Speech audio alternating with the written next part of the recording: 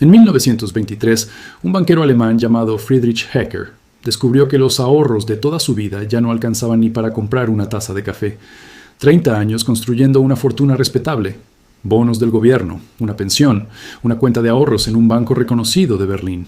Todo denominado en marcos, todo reducido a polvo en cuestión de semanas, a solo 60 kilómetros. Un agricultor de trigo, sin estudios, sin sofisticación financiera, sin contactos, se estaba volviendo más rico cada día.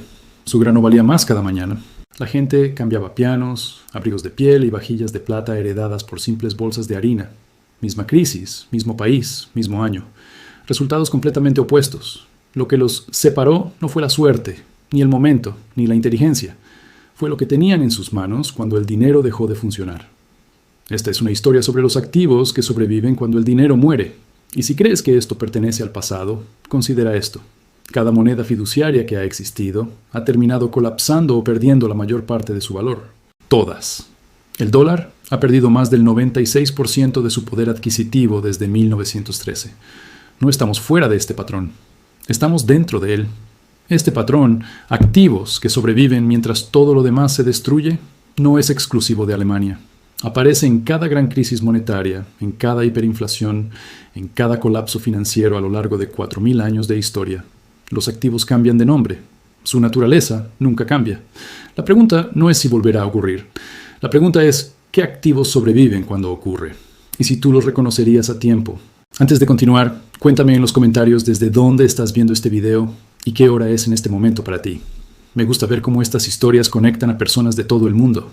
Suscríbete al canal si quieres entender cómo las decisiones del pasado siguen influyendo en tu bolsillo hoy. Aquí conectamos historia, economía y realidad. El primer activo que sobrevive a toda crisis es el más antiguo que existe, la tierra. No la tierra vista como una cifra en un portafolio o como una línea abstracta en una hoja de cálculo.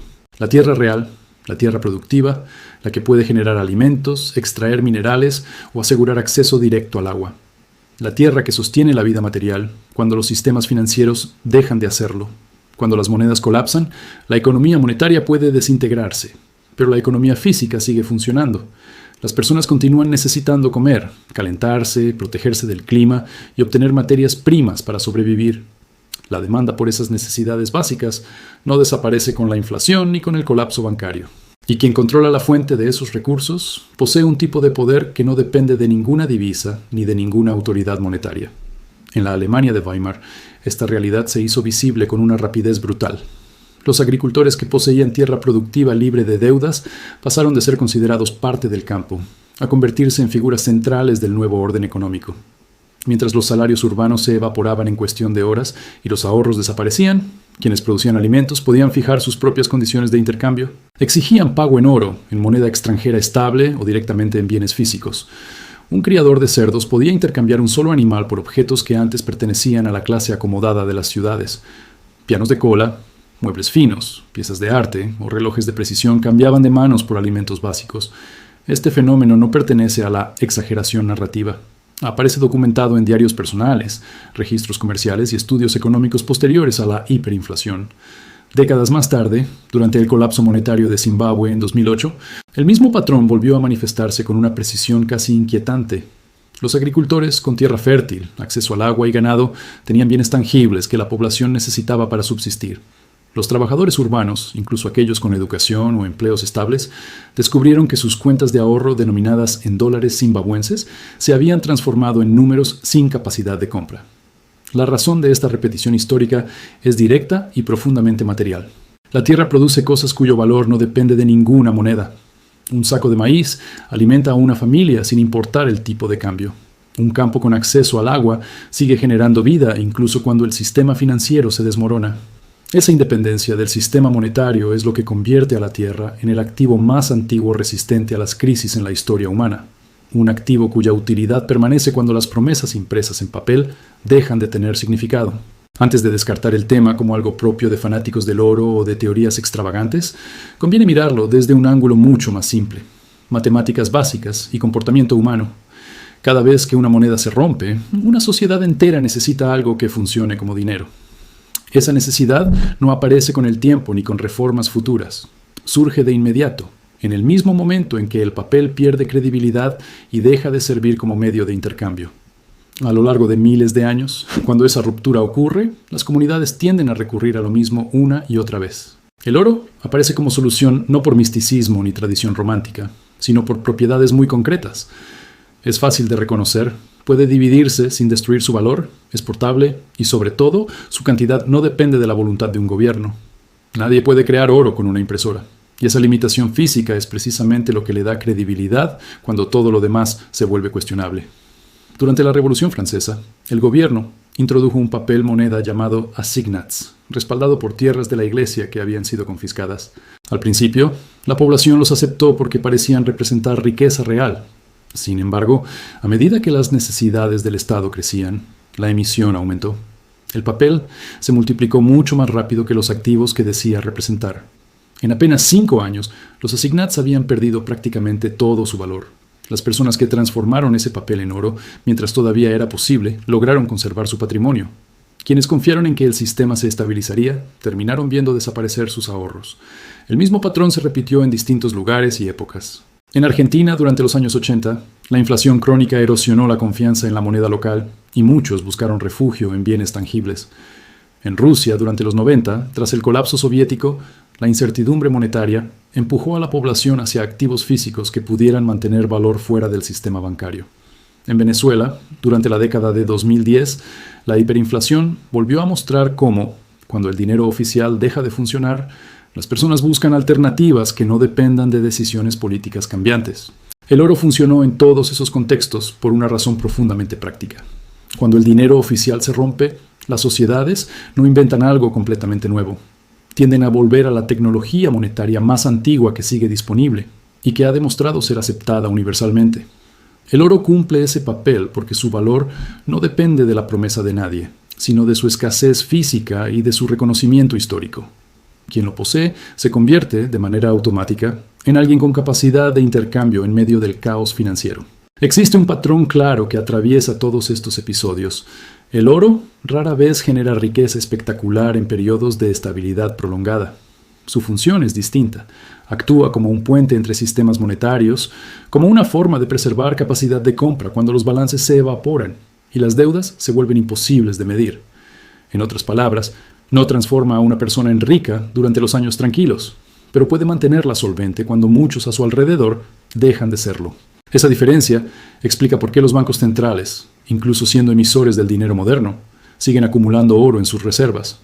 En los últimos años, las compras oficiales han aumentado con fuerza y el metal representa una parte significativa de las reservas globales, reflejando la búsqueda de activos que no dependan exclusivamente de divisas fiduciarias. Las instituciones que diseñan el sistema monetario parecen comprender que la confianza puede fluctuar y que ciertos activos conservan utilidad cuando esa confianza se debilita. Las decisiones que toman en silencio suelen revelar más que los discursos públicos. No todo negocio sobrevive a una crisis monetaria. La mayoría queda en el camino. Sin embargo, existe una categoría muy específica de empresas que no solo resiste el impacto, sino que a menudo emerge fortalecida. Se trata de aquellas que producen bienes y servicios que las personas necesitan adquirir sin importar el estado de la economía y que además pueden ajustar sus precios con la misma rapidez con la que se deprecia la moneda. La diferencia entre unos y otros se vuelve evidente cuando el poder adquisitivo comienza a erosionarse. Los productos considerados prescindibles desaparecen del consumo cotidiano casi de inmediato. Los artículos de lujo, los servicios recreativos o cualquier gasto que pueda postergarse suelen ser los primeros sacrificados por los hogares que intentan adaptarse a la pérdida de valor del dinero. En cambio, los bienes esenciales permanecen en el centro de la demanda. Las personas pueden aplazar la compra de ropa costosa o de tecnología nueva, pero siguen necesitando cocinar, transportarse, calentarse y recibir atención médica. Cuando una empresa produce aceite de cocina, electricidad, medicamentos, combustible o cualquier otro insumo básico, su mercado no depende del optimismo económico ni de la confianza en el sistema financiero. Depende de necesidades físicas inmediatas. Esa característica permite trasladar los aumentos de costos a los precios finales con rapidez, manteniendo el valor real de sus ingresos incluso cuando la moneda pierde valor día tras día. Durante la inflación persistente de Brasil en la década de los años 80, este fenómeno se observó con una claridad notable. Las tasas de inflación alcanzaban niveles extraordinarios y los precios podían variar en cuestión de horas. Las cadenas de supermercados desarrollaron sistemas internos para cambiar las etiquetas de los productos varias veces al día, adaptándose a la velocidad con la que se depreciaba la moneda. Aquellas empresas que producían bienes esenciales lograron mantener sus márgenes reales porque podían reflejar el aumento de costos en el precio final casi de inmediato. En contraste, las compañías que operaban bajo contratos de largo plazo con precios fijados con antelación enfrentaron una presión creciente. Cada día que pasaba, los ingresos pactados perdían capacidad de compra, mientras los costos continuaban aumentando. Muchas de esas empresas descubrieron que sus balances se deterioraban sin que la demanda necesariamente hubiera desaparecido. El problema no era la falta de clientes, sino la incapacidad de ajustar precios con suficiente rapidez. El mismo principio se repite en distintos contextos inflacionarios. En Argentina, en Turquía y en otros países donde la inflación ha sido persistente, los negocios que logran sobrevivir suelen ser aquellos capaces de trasladar los incrementos de costos a los consumidores sin demora. La razón es estructural. Cuando un bien es imprescindible, el consumidor no puede sustituirlo fácilmente ni dejar de comprarlo por completo. Esa falta de alternativas otorga al productor un margen de maniobra que no existe en mercados de bienes prescindibles. Este comportamiento no responde a motivaciones morales ni a decisiones individuales aisladas. Surge de la interacción entre necesidad, escasez y velocidad del deterioro monetario. Las empresas que conservan su poder adquisitivo son aquellas cuya producción sigue siendo indispensable y cuyo modelo de precios puede adaptarse al ritmo de la inflación. En contextos donde el dinero pierde valor, esa capacidad se convierte en una forma de protección económica que pocos sectores poseen. El cuarto activo es la moneda extranjera, o más precisamente, la posesión de riqueza denominada en el dinero relativamente estable de otro país, cuando la moneda propia comienza a deteriorarse. Este factor ha marcado una diferencia decisiva en prácticamente todas las crisis monetarias modernas, separando a quienes logran preservar su patrimonio de quienes ven desaparecer el resultado de décadas de trabajo. En los periodos previos a un colapso monetario, las personas con mayor capacidad financiera suelen buscar refugio fuera del sistema local. Trasladan capital al exterior, adquieren activos denominados en divisas fuertes o convierten parte de su patrimonio a monedas que perciben como más confiables. Este movimiento rara vez ocurre de manera visible para el público general. Suele darse de forma gradual y silenciosa antes de que la crisis alcance su fase más evidente. La clase media, en cambio, tiende a mantener su riqueza dentro del sistema financiero doméstico. Sus ahorros están en cuentas bancarias locales, en bonos emitidos por el propio Estado, en fondos de pensión denominados en la moneda nacional. Mientras la economía parece estable, esa estructura resulta lógica y conveniente. Cuando la moneda pierde valor, esa misma estructura se transforma en una exposición total al riesgo monetario. Durante la crisis de la deuda latinoamericana de la década de los años 80, este patrón se manifestó con una claridad notable. En varios países, las monedas locales se depreciaron con rapidez y la inflación redujo drásticamente el poder adquisitivo de los salarios y ahorros. Las familias con mayores recursos que habían diversificado su patrimonio en cuentas en dólares, en ciudades financieras internacionales, en propiedades en el extranjero o en activos denominados en monedas fuertes, atravesaron el periodo con pérdidas limitadas. Su riqueza no dependía exclusivamente del comportamiento de la divisa local. En contraste, un profesional o trabajador urbano que había ahorrado disciplinadamente durante décadas en instrumentos financieros domésticos se encontró atrapado dentro del sistema que se estaba deteriorando. El esfuerzo de años podía reducirse a cifras que seguían existiendo en papel, pero que ya no permitían sostener el nivel de vida que habían representado. El mecanismo detrás de esta diferencia es directo. Cuando la riqueza está denominada en una moneda que se deprecia rápidamente, su capacidad de compra se erosiona al mismo ritmo. Cuando está denominada en otra divisa o en activos externos, la crisis local se convierte en un fenómeno que se observa desde fuera del sistema afectado. La moneda local puede caer, pero la referencia externa mantiene su valor relativo. Esta dinámica explica por qué, cada vez que una economía entra en una fase de inestabilidad monetaria, la demanda por monedas consideradas estables aumenta de forma abrupta. Las personas no están realizando análisis sofisticados ni construyendo estrategias complejas. Buscan proteger su capacidad de compra y preservar sus ahorros frente a una pérdida acelerada de valor. Ese comportamiento colectivo, repetido en distintos países y épocas, responde a una lógica básica de autoprotección económica. También explica por qué los controles de capital suelen aparecer en las etapas iniciales de una crisis en desarrollo. Cuando las autoridades comienzan a limitar transferencias al exterior, Restringir el acceso a divisas o imponer barreras a la salida de fondos suele reflejar que un número creciente de personas ya está intentando proteger su patrimonio fuera del sistema local. Las restricciones no crean la fuga de capital, son una reacción a ella. Funcionan como una señal de que la confianza interna se está debilitando y de que el proceso de deterioro monetario ha comenzado a acelerarse. El quinto activo es el inmueble, aunque no en el sentido en que suele entenderse en tiempos normales. En un entorno estable, el valor inmobiliario se mide en precios de mercado, en tasaciones y en cifras que aparecen en contratos o en pantallas. Durante una crisis monetaria, esa lógica pierde relevancia. Lo que protege al propietario no es el número que figura en una escritura, sino el hecho de poseer un objeto físico que mantiene utilidad independientemente de la moneda en circulación. Un edificio no se vuelve valioso porque su precio nominal suba con la inflación. Se vuelve valioso porque representa materiales, trabajo acumulado y un espacio habitable que sigue siendo necesario, incluso cuando el dinero pierde credibilidad. El costo de reposición de un inmueble tiende a aumentar junto con la inflación, ya que el concreto, el acero, la energía y la mano de obra se encarecen a medida que la moneda se debilita. Esa relación convierte a los bienes raíces en un tipo de activo cuya existencia no depende del sistema monetario, sino de su función práctica. Durante la hiperinflación alemana, esta realidad se manifestó con claridad. Los propietarios de edificios en ciudades como Berlín veían cómo el valor nominal de sus propiedades se inflaba hasta cifras enormes, que en apariencia sugerían riqueza extraordinaria. Sin embargo, esos números carecían de significado real.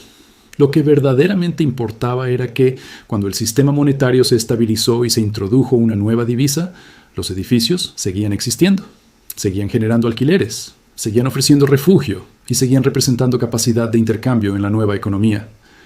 Quienes habían mantenido su patrimonio en cuentas bancarias denominadas en marcos, descubrieron que el papel ya no representaba poder adquisitivo alguno. En cambio, quienes poseían propiedades físicas conservaron un activo que podía integrarse en el nuevo sistema sin haber desaparecido durante la transición. La estructura material del inmueble funcionó como un puente entre monedas. Un fenómeno similar ocurrió en Rusia tras la desintegración de la Unión Soviética a comienzos de los años 90. En medio del colapso institucional y monetario, muchos ciudadanos recibieron la titularidad de los apartamentos que ocupaban a través del proceso de privatización. En ese momento, la medida parecía administrativa.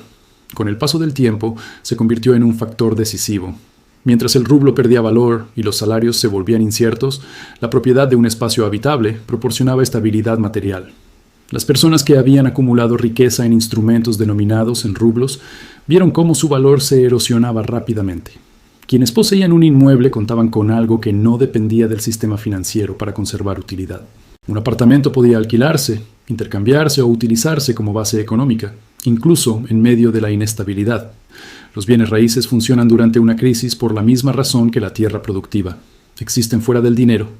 Representan espacio, materiales y utilidad física. Una moneda puede reemplazarse por otra. Los billetes pueden perder validez y los sistemas bancarios pueden reformarse. La necesidad de refugio, en cambio, permanece constante. Esa continuidad convierte a los inmuebles en activos que mantienen relevancia económica incluso cuando el sistema monetario atraviesa transformaciones profundas. Existe un sexto activo que rara vez aparece en las listas tradicionales y, sin embargo, se repite con fuerza en cada gran crisis monetaria: las habilidades. A lo largo de la historia, siempre ha habido un grupo de personas que atraviesa periodos de colapso económico con menos daño que el resto. La diferencia no está en su patrimonio, sino en su capacidad para ofrecer algo útil en el presente inmediato. Profesionales cuya labor resuelve necesidades concretas tienden a conservar su poder de negociación incluso cuando el dinero pierde valor. Médicos que pueden tratar enfermedades urgentes, electricistas capaces de restablecer la energía, mecánicos que mantienen vehículos en funcionamiento o ingenieros que solucionan fallos críticos poseen algo que sigue siendo demandado en cualquier circunstancia. Su trabajo responde a problemas reales que no desaparecen con la inflación ni con la caída de una moneda. Durante la hiperinflación húngara de 1946, considerada la más intensa registrada, el deterioro del valor del dinero fue tan acelerado que los precios podían duplicarse en cuestión de horas. En ese entorno, los salarios fijos se volvieron casi inútiles. Los empleados del sector público, cuyo ingreso dependía de ajustes administrativos lentos, vieron cómo su capacidad de compra se reducía día tras día. En cambio, los trabajadores capaces de negociar su remuneración por tarea o por servicio pudieron adaptarse con mayor rapidez a la realidad cambiante. Los obreros de fábrica comenzaron a exigir revisiones salariales frecuentes para evitar que su pago quedara desfasado en cuestión de días. Sin embargo, incluso esos ajustes resultaban insuficientes frente a la velocidad de la inflación. En ese mismo contexto, un plomero con buena reputación podía establecer el precio de cada trabajo según el valor del momento, intercambiando su servicio por bienes, moneda extranjera o cualquier forma de pago que mantuviera utilidad. La capacidad de fijar condiciones en tiempo real se convertía en una forma de protección económica. Este fenómeno revela un principio básico. Cuando el sistema monetario se debilita, la economía tiende a desplazarse hacia intercambios más directos. El valor se mide menos en cifras abstractas y más en la utilidad concreta que una persona puede ofrecer. En ese entorno, quien posee una habilidad que resuelve problemas inmediatos tiene mayor capacidad de negociación que alguien cuya riqueza depende de instrumentos financieros que ya no representan poder de compra.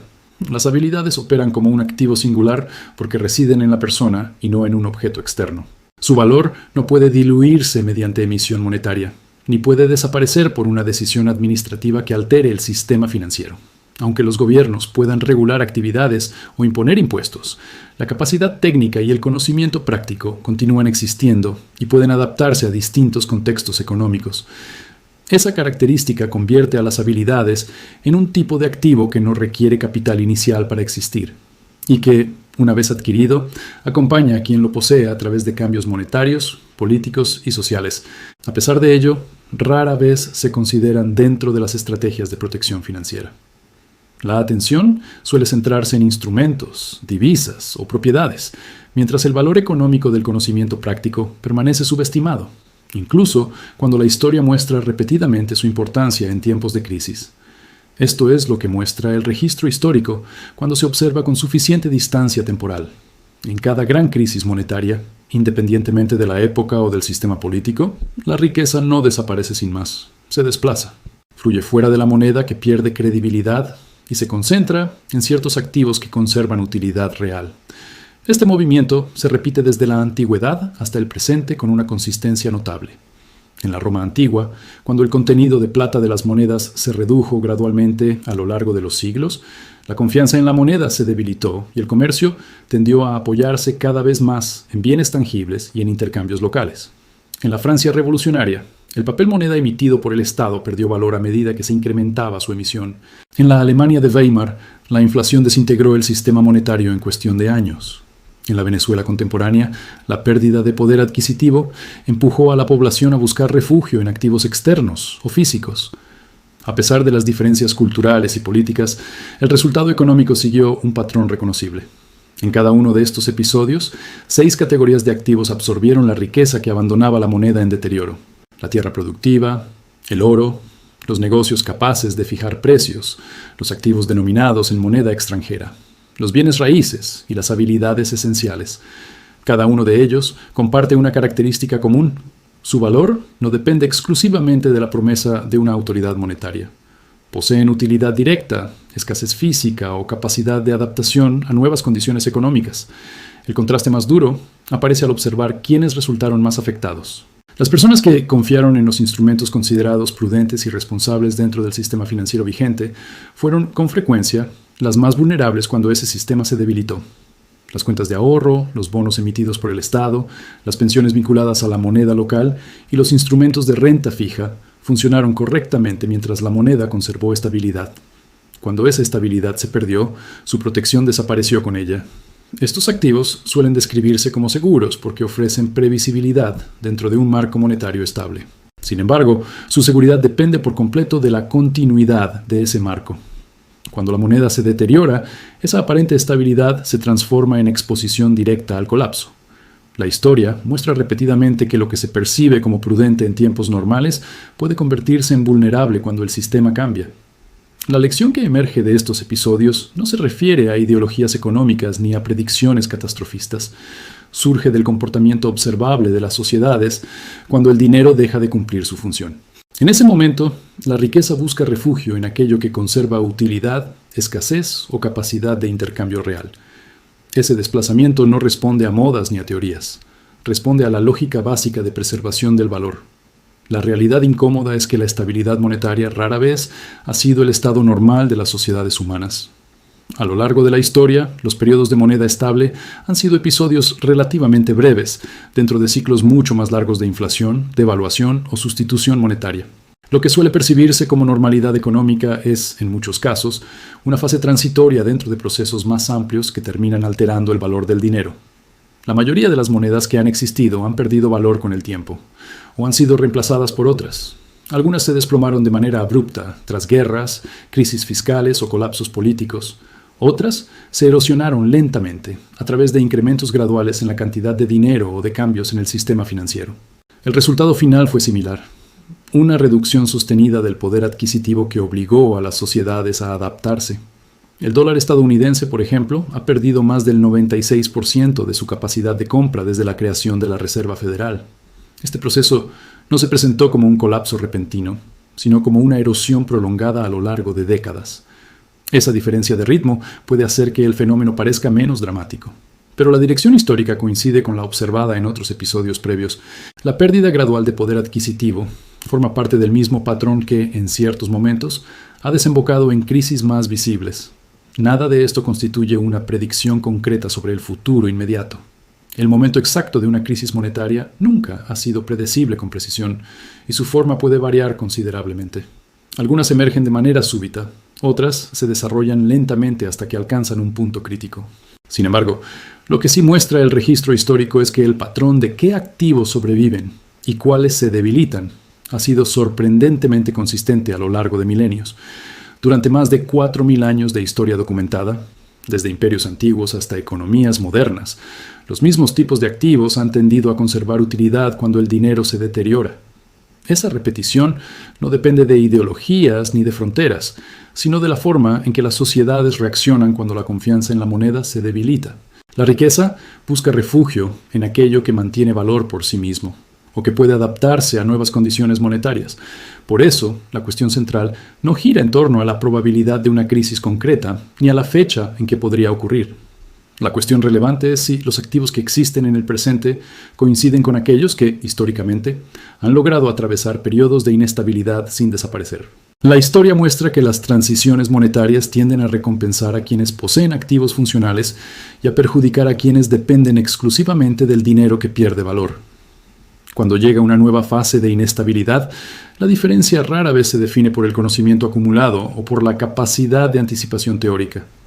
Lo determinante suele ser la estructura del patrimonio en el momento en que la transición comienza. El registro histórico sugiere que, cuando ese momento aparece, lo que realmente importa no es lo que se entendía sobre el sistema, sino lo que se tenía dentro de él. La historia monetaria muestra que los sistemas cambian, las monedas se transforman y las certezas económicas rara vez duran tanto como parecen. Lo que permanece es el patrón. Quienes entienden qué conserva valor atraviesan las transiciones con menos daño que quienes confían en que el sistema actual será permanente. Si este recorrido por la historia ayudó a ver con más claridad cómo funcionan realmente las crisis, este canal sigue explorando los mismos patrones, los mismos ciclos y las mismas lecciones que suelen repetirse una y otra vez a lo largo del tiempo. Suscribirse permite seguir descubriendo estas historias cuando se publiquen nuevos análisis. Compartir el video ayuda a que más personas comprendan cómo se han desarrollado estas dinámicas en el pasado. Gracias por acompañar este viaje por la historia económica. Nos vemos en el próximo. Y dime en los comentarios, ¿cuál de estos 6 activos tienes realmente en este momento? Quiero saberlo. Nos vemos en el próximo video.